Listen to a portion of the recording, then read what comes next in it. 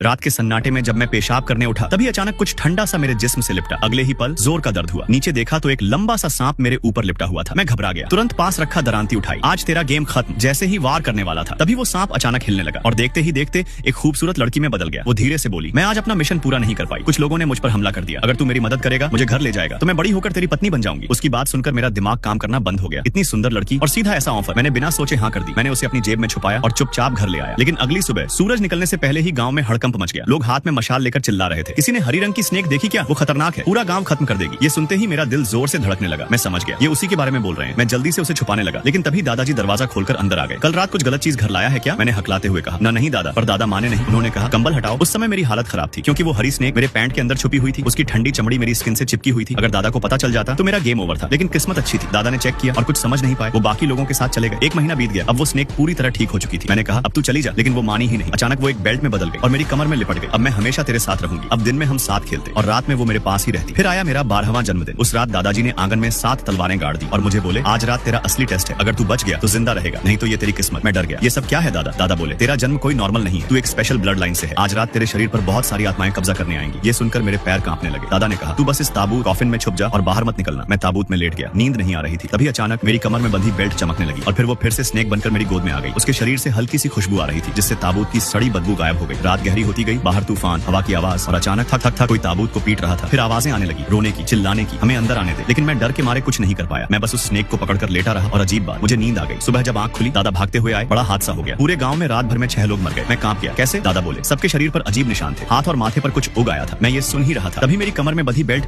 हल्की सी हिली और मेरे कान में धीरे से आवाज आई, अब असली प्लान शुरू होगा। मुझे अचानक याद आया जब मैंने उसे बचाया था उसके शरीर पर कई घाव थे। मेरे दिमाग में एक ही सवाल घूम रहा था, कहीं ये सब उसी का काम तो नहीं? लेकिन फिर मैंने खुद को समझाया, नहीं ये कैसे हो सकता है। मैं तो पूरी रात उसे पकड़कर कॉफिन में सोया था। वो बाहर गई ही नहीं। तभी दादाजी ने अचानक मेरी तरफ घूरते हुए पूछा, वो स्नेक तूने ही छुपाई है ना? मेरे पैर कांप गए। मैं एक कदम पीछे हट गया। तभी थप्पड़ दादा ने जोर से मारा। मैं कब से देख रहा हूँ तेरे शरीर से औरतों जैसी खुशबू आ रही है, अब भी छुपाएगा? अब मेरे पास कोई ऑप्शन नहीं था। मैंने सारी बात सच सच बता दी। लेकिन एक बात साफ थी, मैं उसे दादा को नहीं देने वाला था। तभी अचानक मुझे महसूस हुआ मेरी कमर हल्की हो गई थी। मैंने नीचे देखा, वो बेल्ट गायब थी। मेरी सांस अटक गई। दादा भी समझ गए कि कुछ गड़बड़ है। उन्होंने पहले कॉफिन देखा, फिर पूरे घर में सर्च शुरू कर दी। मैं भी उनके साथ ढूंढने लगा, लेकिन अंदर से बस एक ही प्रेयर कर रहा था, भगवान दादा उसे ना ढूंढ पाए। हमने पूरा घर उलट पुलट कर दिया, लेकिन वो कहीं नहीं मिली। दादा का चेहरा अचानक ठंडा पड़ गया। उन्होंने मेरी तरफ देखा और बोले अब ढूंढने का कोई फायदा नहीं। अगर वो तुझे टारगेट कर चुकी है तो आज रात तेरा गेम ओवर है। मैं गुस्से में बोला, वो मुझे नुकसान नहीं पहुंचाएगी। दादा चुप हो गए। अचानक उन्होंने एक मोटी सी लकड़ी उठाई और मुझे पकड़कर पीटना शुरू कर दिया। मैं भाग रहा था, लेकिन वो पीछे पीछे मारते जा रहे थे और साथ में हवा में बोल रहे थे, माफ करना बच्चा है, समझ नहीं पाया, गलती हो गई। करीब आधे घंटे तक बस मार ही पड़ती रही और आखिर में मैं बेहोश हो गया। आधी रात अचानक तेज दर्द से मेरी आंख खुली। सब कुछ धुंधला दिख रहा था। तभी दरवाजा धीरे धीरे खुला।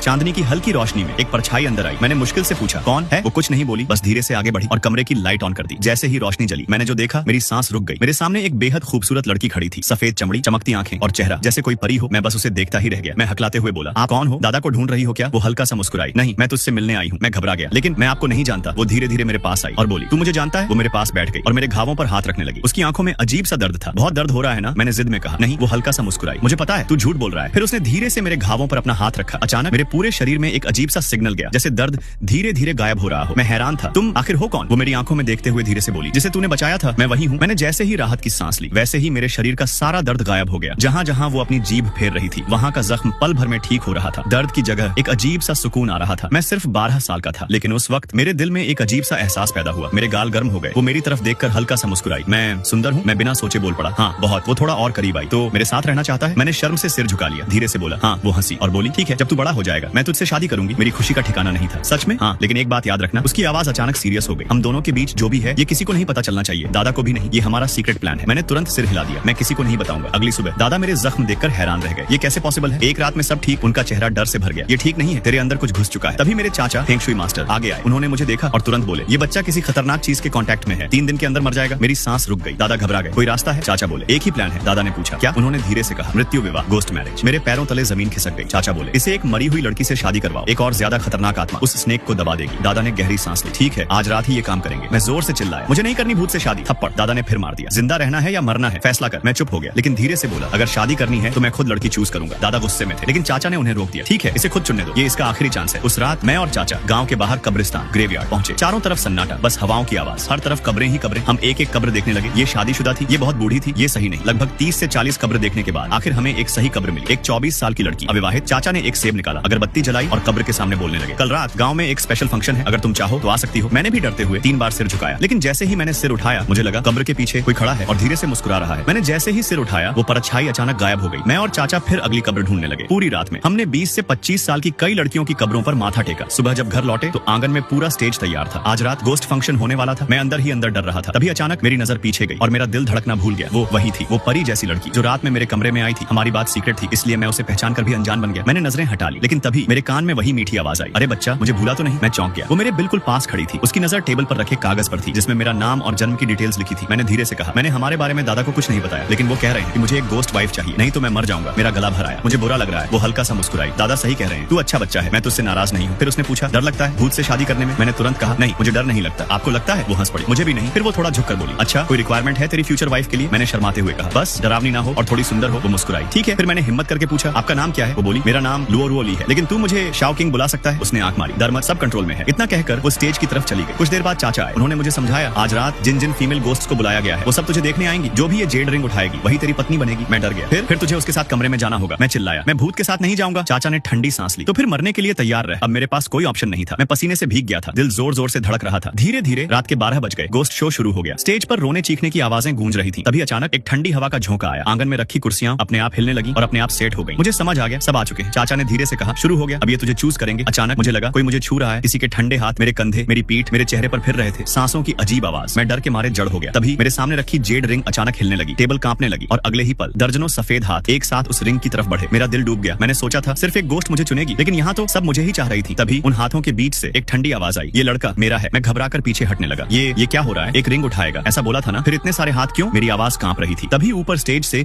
एक जानी पहचानी आवाज गूंजी, इसका मतलब ये है कि सब तुझे पसंद कर रही हैं। मैंने ऊपर देखा, वो शाओ किंग हवा में खड़ी थी, चांदनी में चमकती हुई। तू तो बड़ा लकी निकला, इतनी सारी दुल्हनें तुझसे शादी करना चाहती हैं। उसकी आवाज में हल्की शरारत थी और आंखों में अजीब सा हुक्म। मेरे सामने वो सफेद सफेद हाथ धीरे धीरे मेरी तरफ बढ़ रहे थे। मैं डर के मारे कांप गया। नहीं, मुझे इतनी सारी नहीं चाहिए, मुझे बस एक चाहिए और वो भी सुंदर। अचानक धड़ाम, शाओ किंग मेरे सामने आकर खड़ी हो गई। उसकी आंखें अचानक बदल गई। उसने ठंडी आवाज में कहा, सब हट जाओ, यहाँ सिर्फ सबसे सुंदर ही रुकेगी, बाकी सब निकल जाओ। जैसे ही उसने कहा, सारे हाथ एकदम पीछे हट गए। बस एक हाथ बचा, पतला, लंबा, और धीरे से उस जेड रिंग को पकड़ लिया। एक डरावनी सी हंसी गूंजी, अब ये मेरा है। मेरे कानों में ठंडी हवा जैसी आवाज आई। तभी शाओ किंग की नजर उस हाथ पर गई। वो हल्का सा मुस्कुराई, बस इतनी सी ताकत, 300 साल की पावर भी नहीं और यहाँ हक जता रही है। उसकी आवाज में ऐसा दबाव था कि वो भूतनी तुरंत डर गई। माफ करना, मैं जा रही हूँ। और अगले ही पल वो गायब हो गई। अब पहली बार मैंने उस चुनी हुई दुल्हन को देखा। चेहरा बिल्कुल सफेद, लंबी जीभ, डरावनी आंखें। मैं अंदर से कांप गया। ये सबसे सुंदर है तो बाकी कैसी होंगी? मैंने राहत की सांस ली। अच्छा हुआ शाओ किंग है। तभी अचानक पूरे स्टेज की लाइट ऑन हो गई। दादा और चाचा भागते हुए आए। दादा ने चारों तरफ देखा, फिर बोले, हो गया, किसी ने रिंग उठा ली, अब इसकी शादी तय है। मैंने इधर उधर देखा, वो जो लड़की थी वो कहाँ गई? दादा और चाचा दोनों चौंक गए। कौन लड़की? अरे वही जो अभी मेरे पास थी। दोनों एक दूसरे को देखने लगे। चाचा धीरे से बोले, यहाँ तो तू अकेला ही था। मेरे पैरों तले जमीन खिसक गई। मैंने सब कुछ सच सच बता दिया शाओ किंग के बारे में। ये सुनते ही चाचा का चेहरा बदल गया। ये बहुत गड़बड़ है, वो कोई इंसान नहीं, वो एक स्नेक डीमन है। उसने बाकी भूतों को भगा दिया ताकि वो तुझे अकेले पा सके। वो धीरे धीरे तेरी लाइफ एनर्जी खत्म करेगी। मैं जोर से बोला, नहीं वो ऐसी नहीं है, उसने मेरी जान बचाई है। चाचा ने गहरी सांस ली, शायद वो तुझसे सच में जुड़ गई हो। लेकिन सच क्या है ये आज रात पता चल जाएगा। दादा ने कहा, अब जो भी हो रिंग ले ली गई है, आज रात तुझे रूम में जाना ही पड़ेगा। मैं डरते डरते कमरे में गया। दिल में बस एक ही चेहरा था, शाओ किंग। मैं बिस्तर पर बैठा रहा। समय बीतता गया। 12 बजे, 1 बजे, 2 बजे, लेकिन कोई नहीं आया। मेरे अंदर घबराहट बढ़ने लगी। क्या वो आई ही नहीं? क्या रिंग किसी और ने ली थी? तभी धड़ाम, दरवाजा अचानक खुला। दादा अंदर आए। उन्होंने मुझे अकेला देखा और धीरे से बोले, लगता है वो स्नेक डीमन तुझे धीरे धीरे मारना चाहती है। मैं कुछ बोल पाता उससे पहले अचानक कमरे में ठंडी हवा चली और एक जानी पहचानी खुशबू फैल गई। अचानक दादा का फोन बजा। उन्होंने जैसे ही उठाया, उधर से चाचा की घबराई हुई आवाज आई, वो जिन भूतों को बुलाया था उन्हें ले जा रही गाड़ी पहाड़ से गिर गई, सब मर गए। ये सब उन औरतों की आत्माओं ने किया है। उन्हें लगा उनके साथ धोखा हुआ है। अब वो सब तुम्हारे पास आने वाली है, जल्दी भागो। दादा के हाथ कांपने लगे। उन्होंने तुरंत मेरी शादी के कपड़े उतारे और मेरा हाथ पकड़कर बाहर भागने लगे, लेकिन मैंने हाथ छुड़ा लिया। मैं नहीं जाऊंगा। दादा चिल्लाए, पागल हो गया है क्या? मैं जिद में बोला, शाओ किंग आएगी, वो मुझे बचाएगी, वो कोई बुरी चीज नहीं। दादा गुस्से में हाथ उठाने ही वाले थे। तभी दरवाजे के बाहर से एक आवाज आई, ये सही कह रहा है, मैं इसे कुछ नहीं होने दूंगी। दरवाजा धीरे से खुला। चांदनी अंदर आई और उसके साथ वो शाओ किंग। आज वो पहले से भी ज्यादा खूबसूरत लग रही थी, लेकिन उसकी आंखों में अब सॉफ्टनेस के साथ एक खतरनाक ताकत भी थी। मैं खुद को रोक नहीं पाया, दौड़कर उसके गले लग गया। मैंने उसे कसकर पकड़ लिया, जैसे मेरी पूरी दुनिया वही हो। दादा ये सब देखकर सन्न रह गए। उन्होंने हाथ जोड़कर कहा, हे देवी, अगर मेरे पोते से कोई गलती हुई हो तो माफ कर दीजिए। गांव में पहले ही 6 लोग मर चुके हैं, अब उसे छोड़ दीजिए। शाओ किंग हल्का सा मुस्कुराई और मुझे अपने पास खींच लिया। आप गलत समझ रहे हैं, इसने मेरी जान बचाई थी, मैंने इसे वचन दिया था, तो मैं इसे कैसे नुकसान पहुंचा सकती हूँ? मैंने ऊपर देखा तो वो 6 लोग आपने नहीं मारे? वो धीरे से मेरे सिर पर हाथ फेरते हुए बोली, नहीं, उन्होंने उन 2 सांपों को मार दिया था जो मेरे साथ साधना कर रहे थे। उन पर श्राप था, 7 साल बाद उनकी मौत तय थी। मैं चाहकर भी कुछ नहीं कर सकी। दादा को अब सब समझ आ गया। उन्होंने गहरी सांस ली, तो ये सब हमारी गलती थी। लेकिन शाओ किंग ने सिर हिलाया, नहीं, असल बात कुछ और है। इसका जन्म बहुत अलग है, इसकी किस्मत में एक बड़ी मुसीबत पहले से लिखी है। ये भूतों से नहीं बच सकता। दादा चुप हो गए, उन्हें समझ आ गया अब कुछ नहीं हो सकता। तभी शाओ किंग ने मेरी तरफ देखा, उसकी आंखें नरम हो गईं। सुनो छोटे पति, ये सुनते ही मेरा दिल जोर से धड़कने लगा, चेहरा लाल हो गया। मैं धीरे से बोला, वो मुस्कुराई, अगर तू मेरी बात मानेगा तो मैं तुझे कुछ नहीं होने दूंगी। मैंने बिना सोचे कहा, मैं सब मानूंगा। फिर वो मेरा हाथ पकड़कर दादा के सामने ले आई। दादा सब समझ गए। उन्होंने धीरे से पूछा, क्या तुम सच में इसके साथ रहना चाहती हो? वो बोली, हाँ, अब सही समय निकल चुका है। इसे बचाने का सिर्फ एक ही तरीका है और और वो है मैं। तभी मेरी नजर उसके हाथ पर गई। वो जेड रिंग अब उसके हाथ में थी। दादा घबरा गए। लेकिन इससे तुम्हारी ताकत कम हो जाएगी और बाकी भूत तुम्हें छोड़ेंगे नहीं। वो शांत आवाज में बोली, अब सोचने का टाइम नहीं है, जो होगा देखा जाएगा। फिर उसने धीरे से कहा, अब आप बाहर जाइए। दादा ने सिर झुकाया और कमरे से बाहर चले गए। कमरे में अब सिर्फ हम दोनों थे। वो धीरे धीरे मेरी तरफ बढ़ी। उसकी आंखें चमक रही थी। उसने हाथ उठाया और बोली, अब असली रिचुअल शुरू होगा। दरवाजा अपने आप बंद हो गया। वो मुझे अपनी बाहों में लेकर हल्का सा हंसी। छोटे पति तैयार है ना? मेरा दिल जोर जोर से धड़क रहा था। मैंने बस धीरे से सिर हिला दिया। उसकी खुशबू मेरे चारों तरफ फैल गई। मैंने आंखें बंद कर ली। अचानक मेरे शरीर में जैसे गर्म लहर दौड़ गई। जो ठंड, जो डर, सब खत्म। ऐसा लगा जैसे मैं दोबारा जिंदा हो गया हूं। कुछ ही पल बाद मैंने आंख खोली। वो पहले ही खड़ी थी, जैसे कुछ हुआ ही ना हो। बाहर अचानक तूफान तेज हो गया। खिड़की के बाहर दर्जनों हाथ दिखाई देने लगे। वो मेरे पास आई, मेरे माथे पर हल्का सा चूम कर बोली, कमरे से बाहर मत निकलना। और अगले ही पल वो रोशनी बनकर बाहर चली गई। दरवाजा जोर से बंद हो गया। अचानक सब कुछ शांत, इतना शांत कि मेरे कान सुनना बंद कर दिए। दिल घबराने लगा। मैं दौड़कर दरवाजे की दरार से बाहर देखने लगा। जो मैंने देखा, मेरी रूह कांप गई। आंगन में दादा और चाचा जमीन पर दबे पड़े थे। दो भयानक भूतनियां उन्हें पकड़े हुए थी और सामने शाओकिंग अकेली दर्जनों भूतों से लड़ रही थी। उसका हर वार बिजली जैसा तेज, हर मूव जैसे कोई स्नेक अटैक। एक भूत उस पर झपटा। उसने पलटकर ऐसा वार किया कि वो धुएं में बदल गया। लेकिन दुश्मन बहुत थे। एक भूत पीछे से आया, उसका हाथ फाड़ दिया, खून बहने लगा। उसने तुरंत मंत्र पढ़ा। दादा और चाचा के चारों तरफ शील्ड बना दिया। लेकिन अब उसके शरीर पर घाव बढ़ते जा रहे थे। भूत चिल्लाए, एक छोटी सी स्नेक खुद को देवी समझती है, आज तुझे खत्म कर देंगे। सारे भूत एक साथ उस पर टूट पड़े। मैं अंदर से चिल्ला रहा था। दरवाजा तोड़ने लगा, लेकिन वो नहीं टूटा। तभी पीछे से था, खिड़की टूट गई। एक ठंडा हाथ मेरे कंधे पर पड़ा। मैंने पीछे देखा। एक डरावना चेहरा, लंबी जीभ मेरी तरफ बढ़ती हुई। मैं डर के मारे आंख बंद कर लिया। तभी एक जानी पहचानी खुशबू आई। धड़ाम, वो अंदर आई। पूरा शरीर खून से भरा हुआ। उसने एक ही वार में उस भूत को उड़ा दिया और मुझे अपने पीछे छुपा लिया। बाकी सारे भूत भी अंदर घुसने लगे। वो मेरी तरफ मुड़ी। सांस तेज चल रही थी, लेकिन आंखों में वही सॉफ्टनेस थी। डर मत, मैं हूं ना, कोई तुझे छू भी नहीं सकता। उसने मेरे चेहरे को छुआ और अचानक मेरी आंखों के सामने अंधेरा छा गया। मैं बेहोश हो गया। बेहोशी में मुझे एक अजीब सी आवाज सुनाई दी, जैसे कोई ड्रैगन गरज रहा हो। जब आंख खुली, सुबह हो चुकी थी। दादा और चाचा पास बैठे थे। कमरे में धुआं भरा था, माहौल भारी। मैं तुरंत उठ बैठा। दादा, शाओकिंग कहाँ है? दादा चुप रहे, सिर्फ नीचे देखते रहे। चाचा ने धीरे से कहा, वो अब नहीं रही। मेरे कान सुनने पड़ गए। दिल जैसे रुक गया। नहीं, ये झूठ है। मेरी आवाज कांप रही थी। आंखों से आंसू निकल पड़े। दादा ने गहरी सांस ली, लेकिन कुछ नहीं बोले। मैंने पहली बार देखा दादा, जो कभी नहीं रोते थे, आज उनकी कमर झुक गई थी, जैसे एक रात में बूढ़े हो गए हों। उस पल मुझे समझ आ गया, उसने मुझे बचाने के लिए खुद को खत्म कर दिया। मैंने दादा और चाचा की तरफ देखा। उनके चेहरे सब कुछ बता रहे थे। मैं कुछ बोले बिना आंसू पोंछकर बाहर आंगन में चला गया। पूरा आंगन बर्बाद पड़ा था। जली हुई मिट्टी, खून के निशान और हर जगह हरे रंग के टूटे हुए स्केल्स। मैं घुटनों के बल गिर पड़ा। पागलों की तरह एक एक स्केल उठाने लगा। मेरे हाथ कट गए, खून बहने लगा, लेकिन मुझे कुछ महसूस नहीं हो रहा था। चाचा मुझे रोकने आए, लेकिन दादा ने उन्हें रोक दिया। रहने दे। मैंने सारे स्केल्स इकट्ठा किए। फिर दादा की तरफ देखा। मेरी आवाज टूट रही थी, दादा, मैं उससे शादी करूंगा। चाचा चौंक गए, लेकिन मैंने जोर से कहा, मुझे फर्क नहीं पड़ता, मैं उसी से शादी करूंगा। दादा कुछ देर चुप रहे, फिर बोले, ठीक है, मैं तेरी शादी करवाऊंगा। हमने आंगन के कोने में एक छोटा सा मिट्टी का टीला बनाया। उसमें उसके खून लगे स्केल्स और उसका कपड़ा दफना दिया। मैंने अपने खून से लकड़ी पर लिखा, मेरी पत्नी लुओरुओली। मैं कब्र के सामने बैठ गया और फूट फूट कर रोने लगा। करीब 1 घंटे बाद मैंने दादा से कहा, मुझे उससे शादी करनी है। दादा ने 2 लाल मोमबत्तियां जलाई, एक शराब की बोतल लाई, 2 गिलास भरे। एक गिलास उस जेड रिंग पर चढ़ाया, दूसरा मुझे दिया। मैंने पहली बार शराब पी, गला जल गया, आंखों से आंसू निकल पड़े। दादा ने रिंग मेरे हाथ में दी और बोले, उसने तुझसे सच्चा प्यार किया, तू उसे कभी मत भूलना। मैंने सिर हिलाया और वो रिंग अपने सीने से लगा ली। अचानक वो ठंडी रिंग गर्म हो गई, जैसे वो फिर से मेरे पास आ गई हो। मैंने धीरे से कहा, लुओरुओली। कोई जवाब नहीं आया, बस